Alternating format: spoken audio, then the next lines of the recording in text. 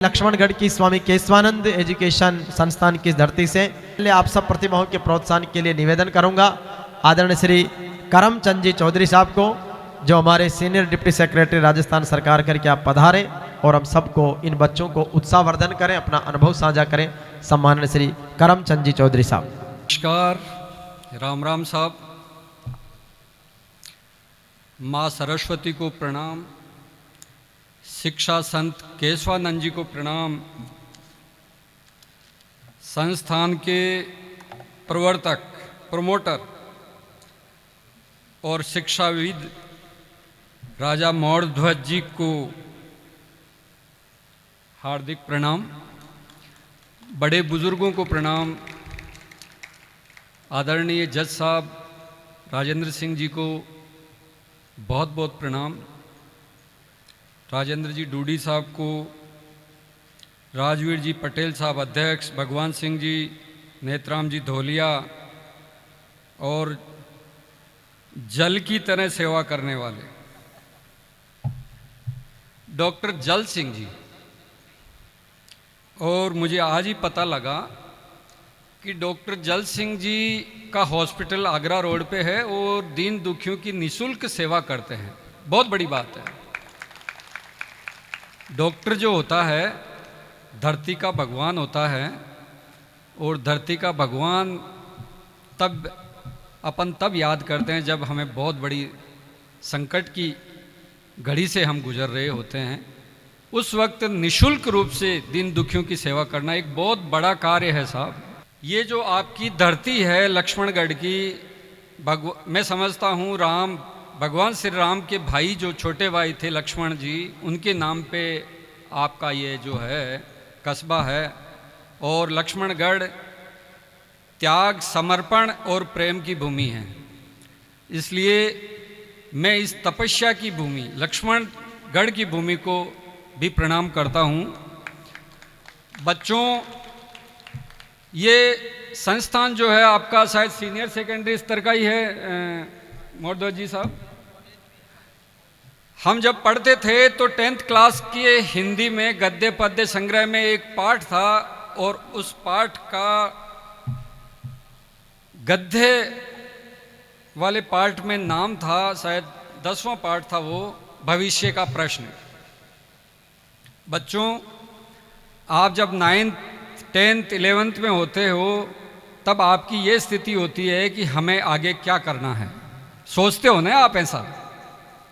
बहनों विशेष तौर से, भाई तो कम आए हैं, शायद भाई इधर बैठे हैं। आप लोग सोच रहे हो ना भाई कि हमें आगे क्या करना है, डॉक्टर बनना है, इंजीनियर बनना है या साइंटिस्ट बनना है।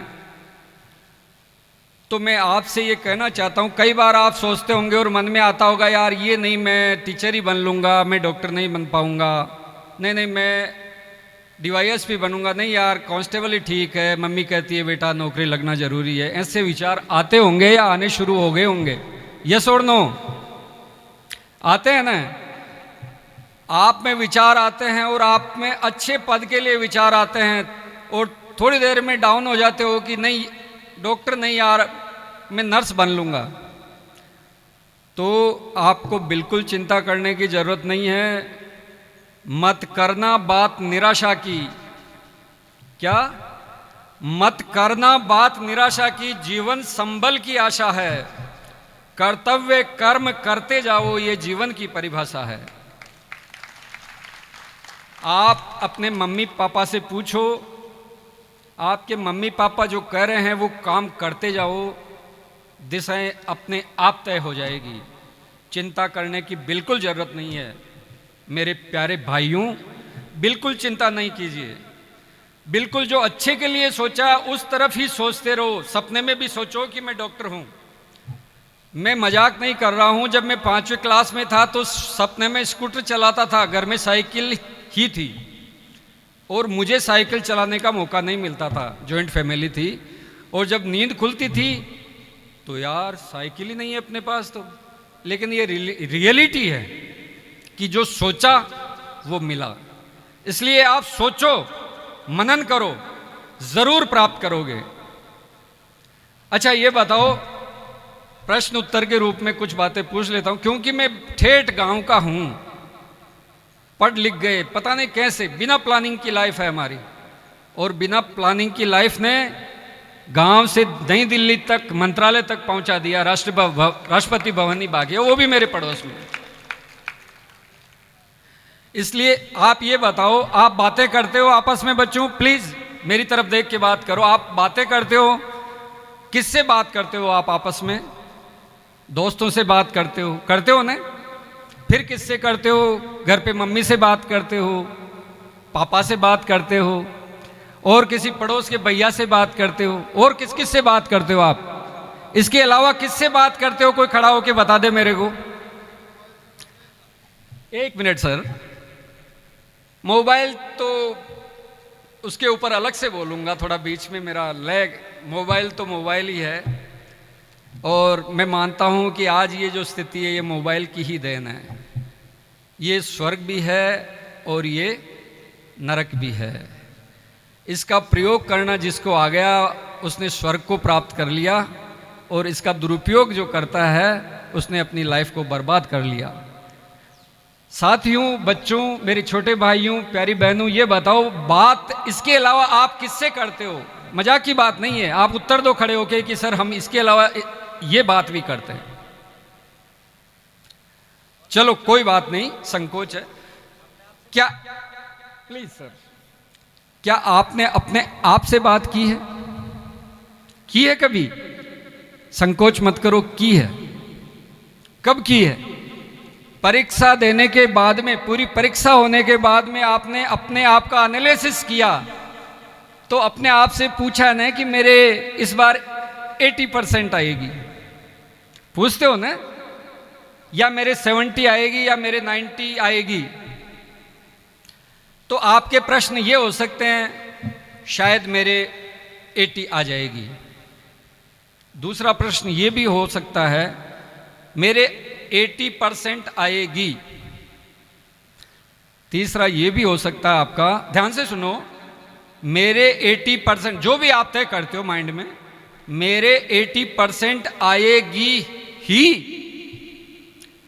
और एक प्रश्न कुछ भाइयों का, कुछ बहनों का ये भी हो सकता है कि 80% मेरे नहीं आएगी तो किसके आएगी? इसी तरीके से कोई भी परीक्षा हो, कंपटीशन की, बच्चे आए नहीं, बहुत काम की बातें ले जाते, लेकिन सौभाग्य है उनका। कोई भी आप किसी भी परीक्षा की तैयारी करो, और तैयारी के बाद में आपका खुद का रिजल्ट ये रहे कि सिलेक्शन मेरा नहीं होगा तो किसका होगा? मेरा ही नहीं होगा तो किसका होगा? Done, selected. अगर आपकी आत्मा से आवाज आए, मैंने जिंदगी का पहला कंपटीशन दिया था नौकरी के लिए, और पहले कंपटीशन में मैं आपको बताऊं, पहले ही बताया था कि मैं ठेठ गांव से हूं, बिल्कुल गांव से, और मेरी बचपन में शादी हो गई थी। 11th क्लास में मैंने सांसारिक जीवन शुरू कर दिया था। आप वंडर करोगे, तब बाद में मैंने कंपटीशन दिया था, जिम्मेदारियां आने वाली है। आरपीएससी से पहला कंपटीशन था, तो मेरे मित्र लोग बातें बनाते थे, कहते थे अरे यार इसकी तो शादी हो गई, मुकलावा हो गया, इसकी तो पत्नी आ रही है, कहां से सिलेक्शन होगा? मेरे मन में उत्तर होता था, भाइयों रिजल्ट बताएगा कि करमचंद के रोल नंबर रिजल्ट की शीट में होंगे। उस वक्त 1988 में मात्र 23 पोस्ट थी राजस्थान सचिवालय के लिए, मात्र 23 थी। मेरे 92% बने। मैं अपने आप को कहता था करमचंद तेरा सिलेक्शन नहीं होगा तो कौन से माइक के लाल का सिलेक्शन होगा? मेरा सिलेक्शन हुआ, जनरल कैटेगरी में हुआ। और आप वंडर करोगे, बाद में बच्चे भी भगवान ने दिए, बच्चों ने, मैंने साथ पढ़ाई की। बेटी भारतीय सांख्यिकी सेवा की अधिकारी है, ज्वाइंट डायरेक्टर, बेटा बीएसएफ में, और भी बच्चे तैयार, साथ साथ परीक्षाएं दी हमने। इसलिए आप पेरेंट्स जो ज्यादा संख्या में आए हो, मेरा एक सुझाव है आपको कि बच्चे बड़े हो जाएं और आपको लगे कि बिटिया की शादी करनी है या बेटे की शादी करनी है, लेकिन अरे यार पढ़ाई नहीं कर पाएगा, डिलीट, इन विचारों को छोड़ दीजिए। कोई फर्क नहीं पड़ता, कोई बच्ची कोई पत्नी अपने पति की किताब के पन्ने नहीं फाड़ती, वो मदद करती। आप बेहिचक होकर शादी कीजिए, आप सामाजिक जीवन शुरू कीजिए बच्चों का मैच्योर होते। मैं ये नहीं कह रहा बाल विवाह करो, मैच्योर होते सामाजिक जीवन शुरू कीजिए उनका। इसलिए मेहनत करो, सच्चे रहो, मेहनत करो, सच्चे रहो, लेकिन खुद के प्रति कभी झूठ मत बोलो। अपने आप से जरूर सच्चे रहो। कहीं भी छोटी मोटी झूठ बोल देते हैं सांसारिकता के वशीभूत, लेकिन अपने आप से कभी झूठ मत। कभी तैयारी करने बैठे तो पहले सुबह का टाइम टेबल लिख लो कि आज 1 घंटा मुझे इंग्लिश पढ़नी है, 2 घंटे हिस्ट्री 2 घंटे फिजिक्स पढ़नी है, हिस्ट्री वगैरह वगैरह वो बाद में देख लेते हैं, सोशल साइंसेज है।